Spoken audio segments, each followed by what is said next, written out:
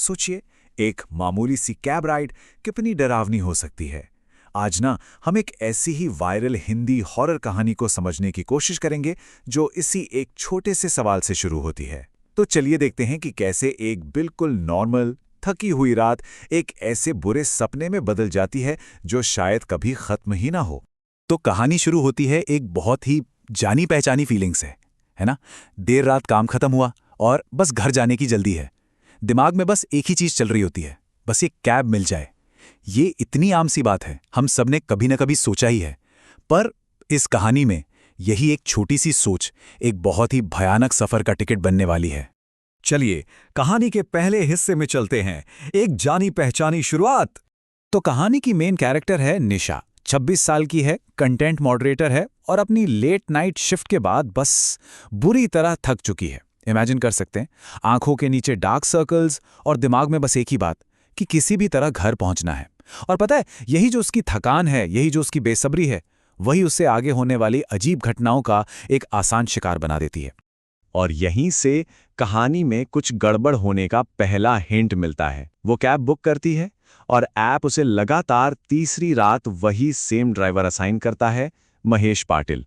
और सबसे अजीब बात यह है कि महेश को बिना बताए ही पता है कि निशा को जाना कहाँ है। अब देखिए, यह है तो एक छोटी सी बात है ना, लेकिन कहानी में जो डर की पहली खील है ना, वो यहीं से ठुकती है। चलिए अब दूसरे हिस्से पर आते हैं, एक बेचैन करने वाला मोड़। यहां से निशा की जो रियलिटी है वो धीरे धीरे परत दर परत बिखरने लगती है। सबसे पहले कैब एक गलत मोड़ लेती है, एक बिल्कुल सुनसान इंडस्ट्रियल एरिया में। फिर कार का रेडियो, उस पर सालों पुराना मतलब 2012 का कोई न्यूज़ बुलेटिन बजने लगता है।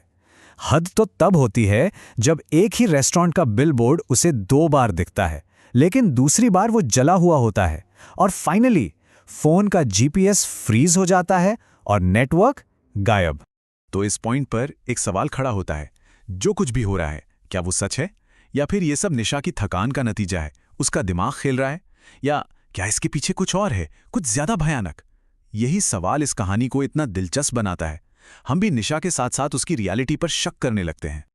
और अब आता है कहानी का तीसरा और सबसे अहम हिस्सा, हकीकत से एक कॉल। और बस इसी एक कॉल पर रियलिटी 2 टुकड़ों में टूट जाती है। एक तरफ है निशा का सच, मैं कैब में हूं, निकले हुए 10 मिनट हो गए। और दूसरी तरफ है उसकी दोस्त सना का सच, अरे तुम तो गेट से बाहर निकली ही नहीं, तुम्हारी कैब तो कैंसिल हो गई थी। सोचिए, 2 बिल्कुल अलग अलग दुनियाएं एक दूसरे से टकरा रही हैं और निशा बिल्कुल बीच में फंस गई है।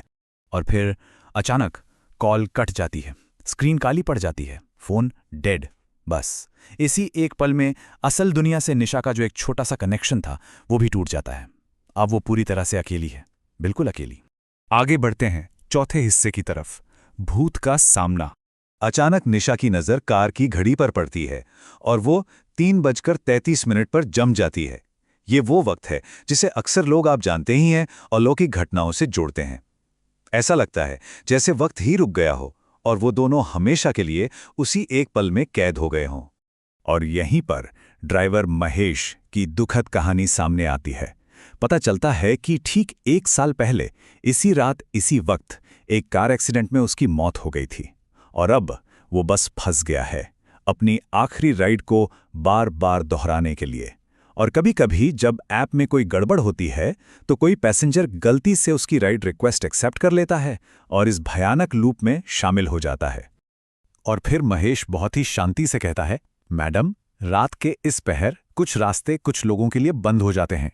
सोचिए इस लाइन को, ये सिर्फ एक वाक्य नहीं है, ये एक चेतावनी है कि निशा अब एक ऐसी दुनिया में आ चुकी है जहां के नियम बिल्कुल अलग हैं। अब यहां पर कहानी में एक दिलचस्प मोड़ आता है। निशा का किरदार सिर्फ डरने वाले विक्टिम से आगे बढ़ता है।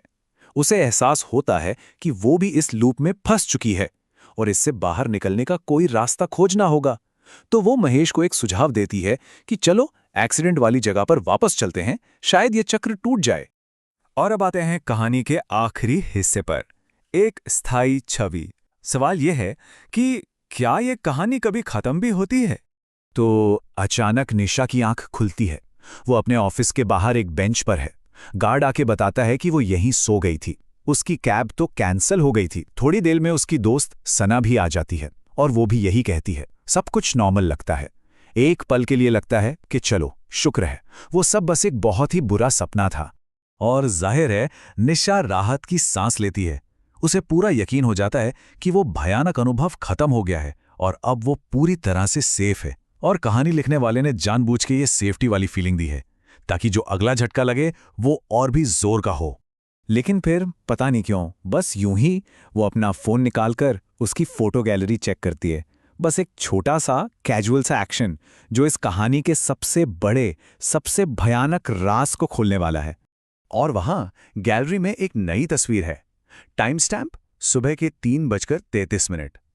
तस्वीर कार की पिछली सीट से ली गई है और रियर व्यू मिरर में महेश का मुस्कुराता हुआ चेहरा दिख रहा है।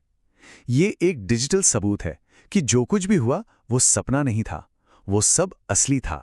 ये कहानी हमें एक बहुत ही डरावनी सोच के साथ छोड़ जाती है कि कुछ लोग किसी एक मोड़ पर, किसी एक रात में हमेशा हमेशा के लिए अटक जाते हैं। तो सवाल यही है जो ये कहानी हमारे लिए छोड़ जाती है कि जब रात की आखिरी राइड एक्सेप्ट की जाती है तो उस सफर का कंट्रोल असल में किसके हाथ में होता है।